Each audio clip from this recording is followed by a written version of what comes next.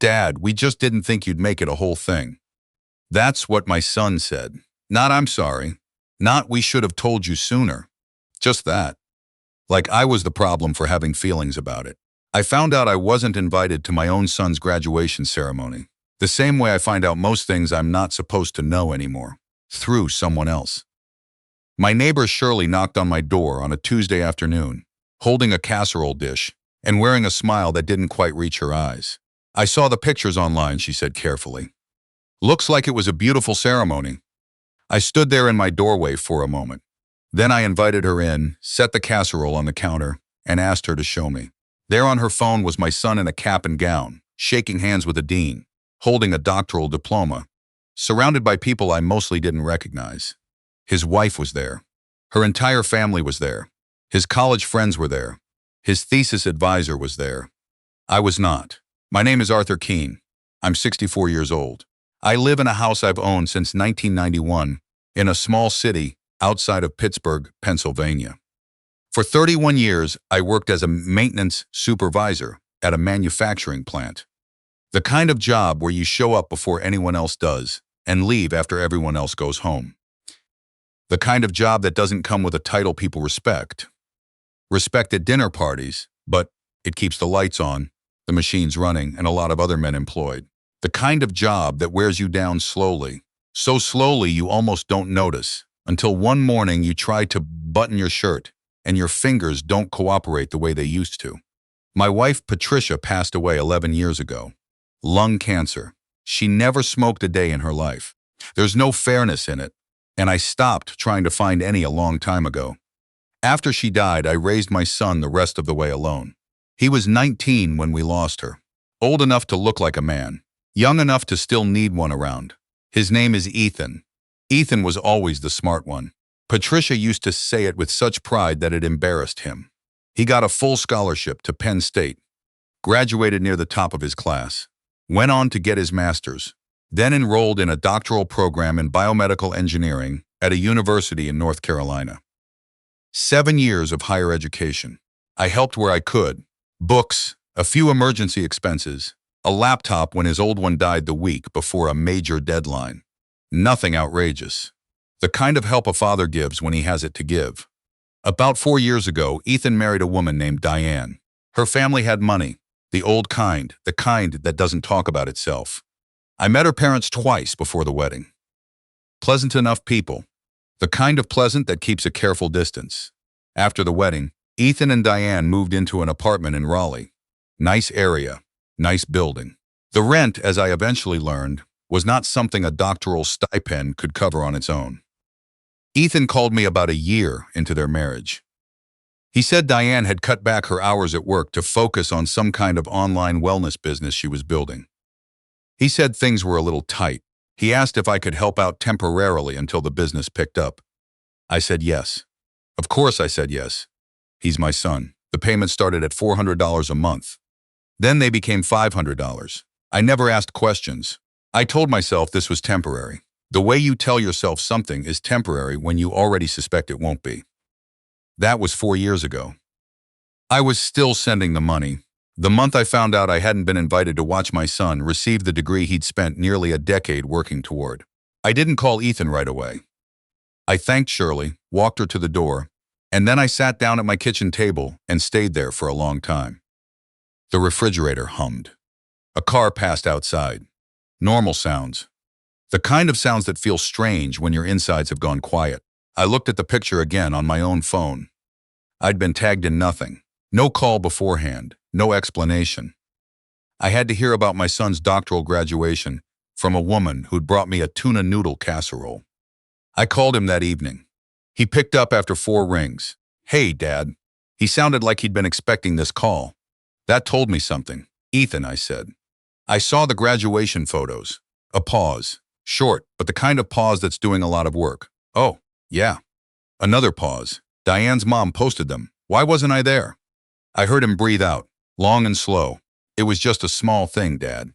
The venue had limited seating, and Diane's family, there were a lot of them, and they'd driven up. So, "Ethan."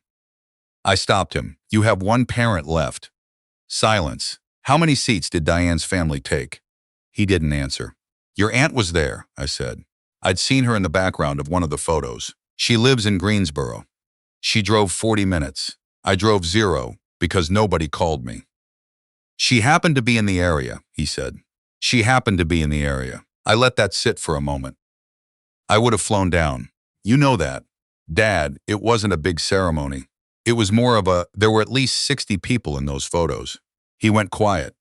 You're my only child, I said. Your mother is gone. I stopped. Took a breath. I've been saving for 11 years to not be needed, and I would have bought a plane ticket before breakfast to sit in a folding chair in a parking lot and watch you walk across a stage. More silence. Dad, don't make this bigger than it is. That sentence. I've thought about it a lot since then. Don't make this bigger than it is. As if I were the one distorting the scale of things. As if a father missing his son's doctoral graduation was a minor administrative error, not worth much fuss. I see, I said. We'll celebrate when you visit. We'll do dinner. Sure. We hung up shortly after. I put the phone on the table and looked at the wall for a while. The wall didn't have anything useful to say, but I appreciated the company. I have a friend named Leonard. We've known each other since our 30s.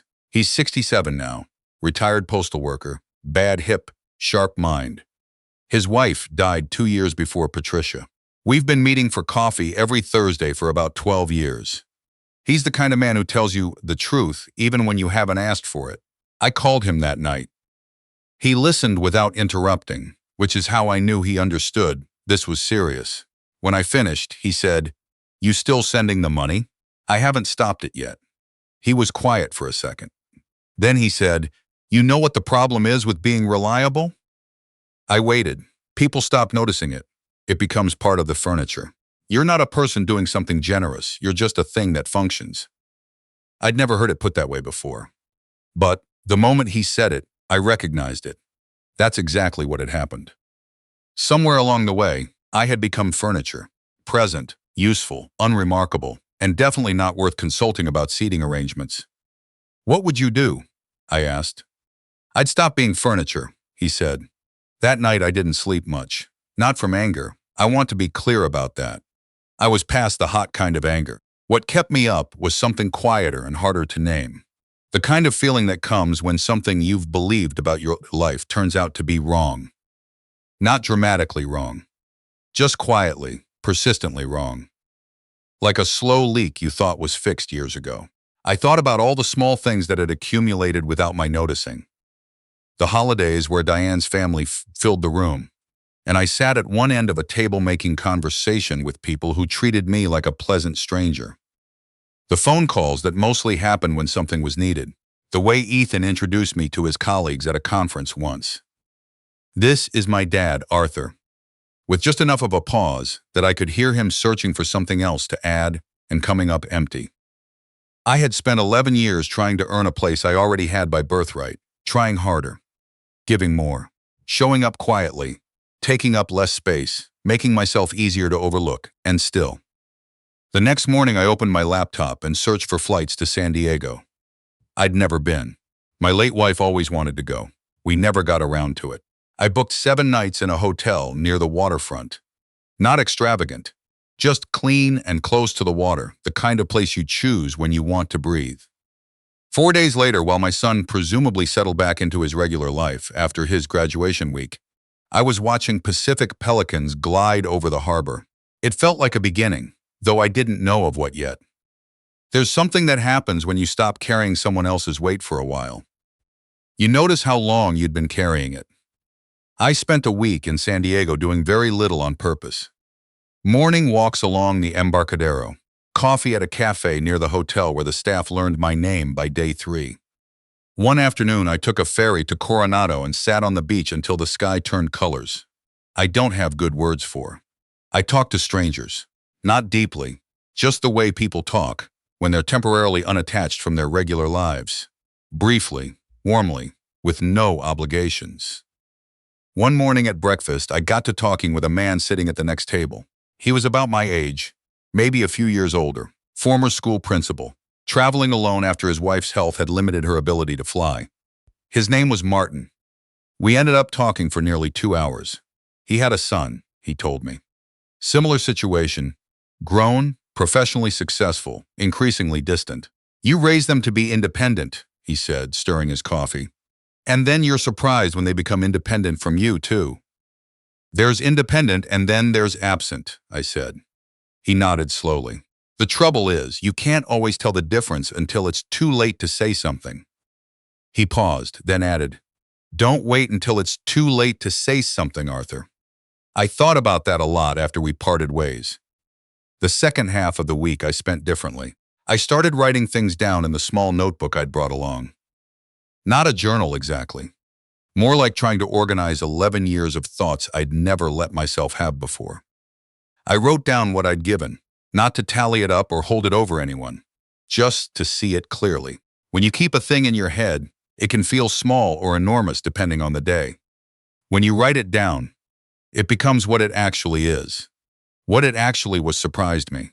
4 years of monthly payments, books, flights, emergency expenses over the years since Patricia died. The time I drove 14 hours round trip when their car broke down on a trip because Ethan thought it would be faster than waiting for a tow. The time I took out a small loan I didn't talk about to help him cover a gap between fellowship funding. Things I'd never mentioned to anyone. Things I'd convinced myself were just what you do. Maybe they were, but they were also real, and they had apparently purchased me very little standing in my son's life. I flew home on a Saturday, turned off airplane mode as we taxied to the gate. My phone lit up. Missed calls, 8. All from Ethan. 3 voicemails. A text from Diane. "Arthur, please call Ethan when you can. It's important." I sat in my seat and read through them, while other passengers gathered their bags. Ethan's messages started normal enough. "Hey Dad, haven't heard from you. Give me a call." The next one a day later. "Dad, the transfer didn't come through this month." Then, "Dad, our landlord sent a notice. We need to talk." A voicemail I couldn't bring myself to listen to in the airport. I drove home, made coffee, sat at the kitchen table, read everything again. Then I opened the voicemail. Ethan's voice was tight. "Dad, I don't know what's going on, but the rent is past due, and we got a 5-day notice from the building. I know you're wherever you are, but we really need you to handle this. Call me back. Handle this. Not I'm worried about you. Not are you okay? Not even a reference to the fact that we hadn't spoken since our conversation about the graduation. Just handle this." I set the phone face down on the table, made myself finish my coffee. Then I picked it up and called him back. He answered immediately. "Dad, finally. What's going on?" "Hello, Ethan. The rent is overdue.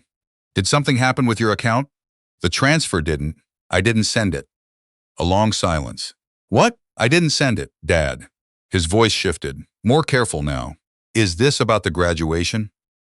"This is about 4 years of monthly payments," I said, "and 8 missed calls the first time one of them didn't arrive." Silence. "That's not." "I've always been grateful, Dad. I know you think that." "What's that supposed to mean?"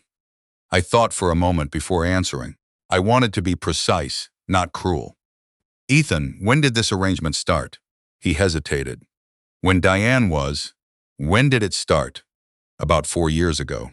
"And in 4 years, have you and I ever sat down and talked about whether it still made sense? Whether your situation had changed?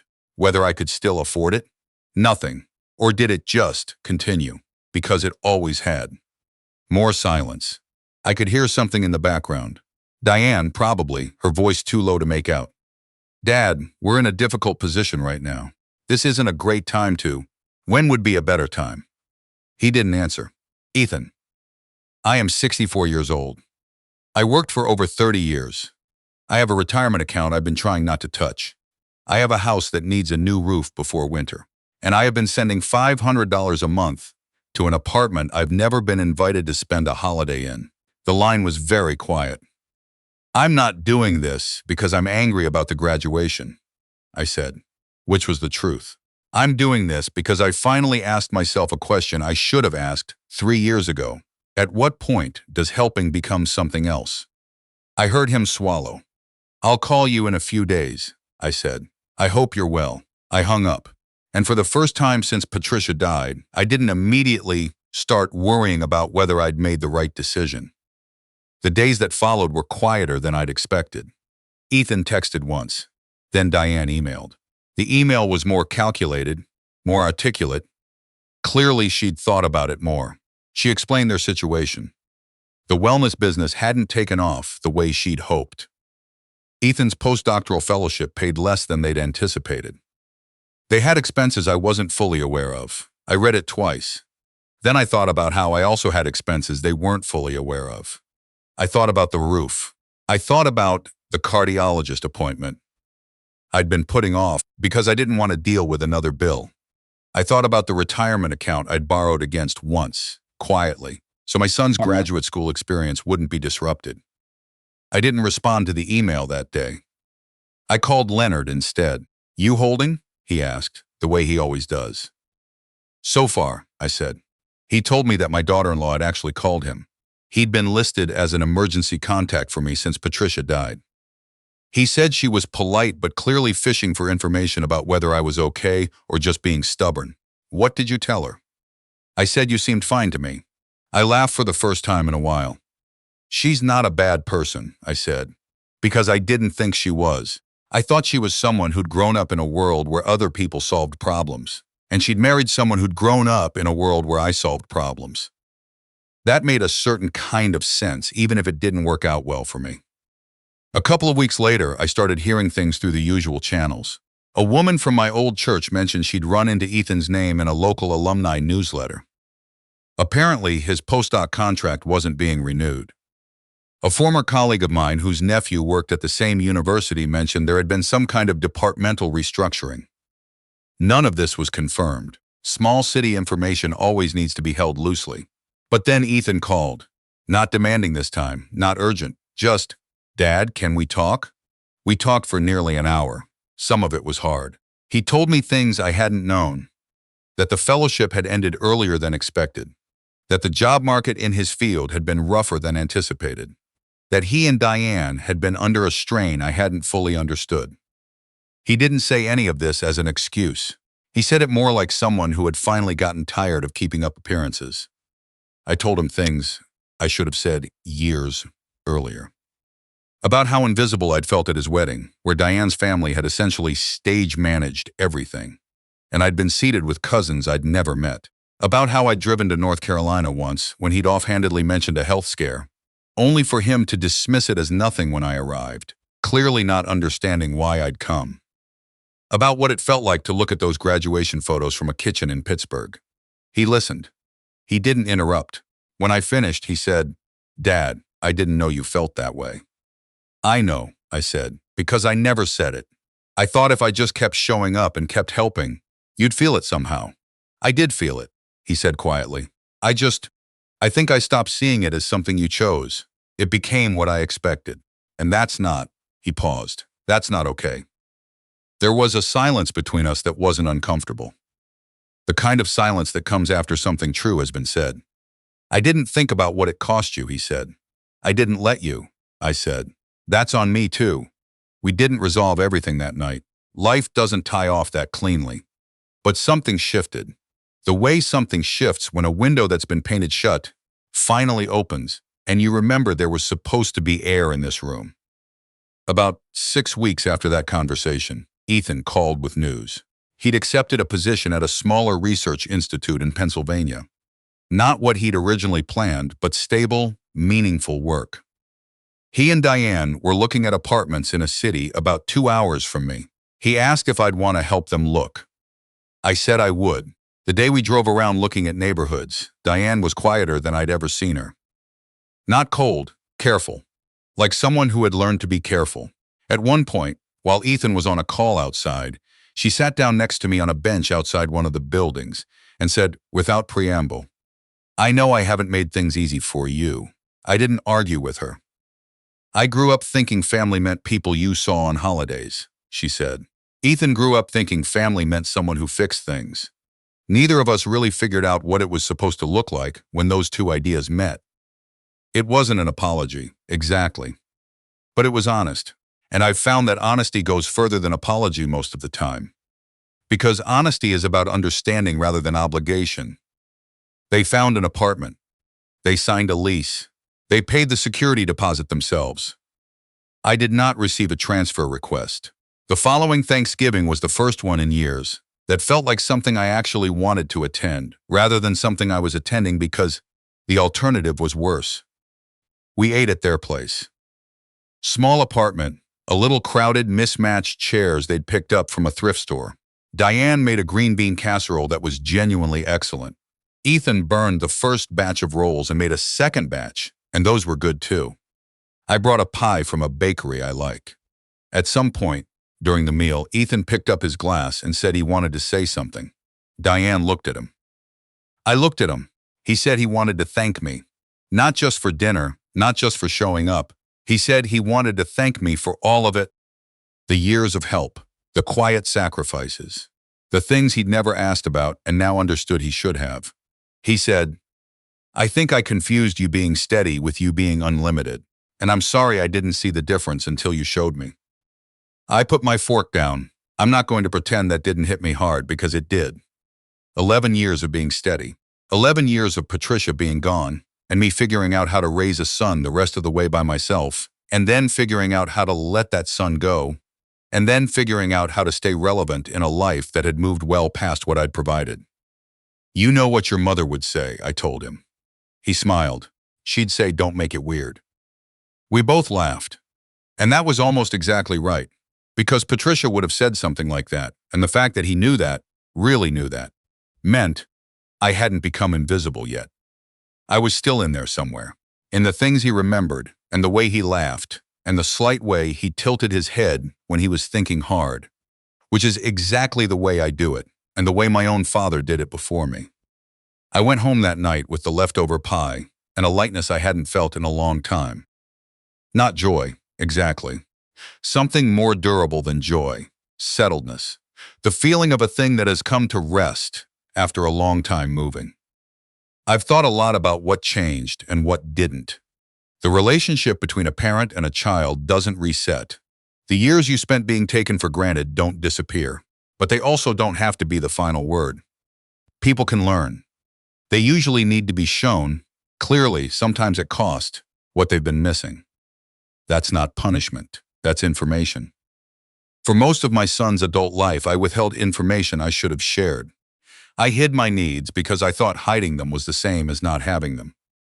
I made myself easy to overlook because I thought the alternative was being a burden. I told myself that's what good fathers do. Maybe it is sometimes.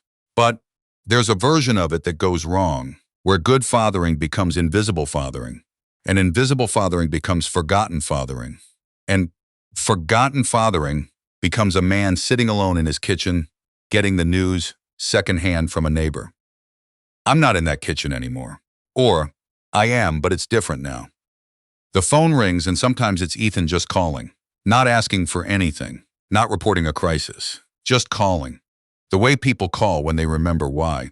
Last week I was out on the front porch after dinner, watching the light change the way it does in October in western Pennsylvania. That particular gold that doesn't happen anywhere else. My phone buzzed. A photo from Ethan. A selfie of him and Diane at some kind of work event, both of them grinning. No caption, no request. Just a picture sent because something good was happening and he wanted me to see it. I looked at it for a moment. Then I smiled, set the phone down and went back to watching the light. Some things, when they come back better than they were. That's not nothing. In fact, that might be everything.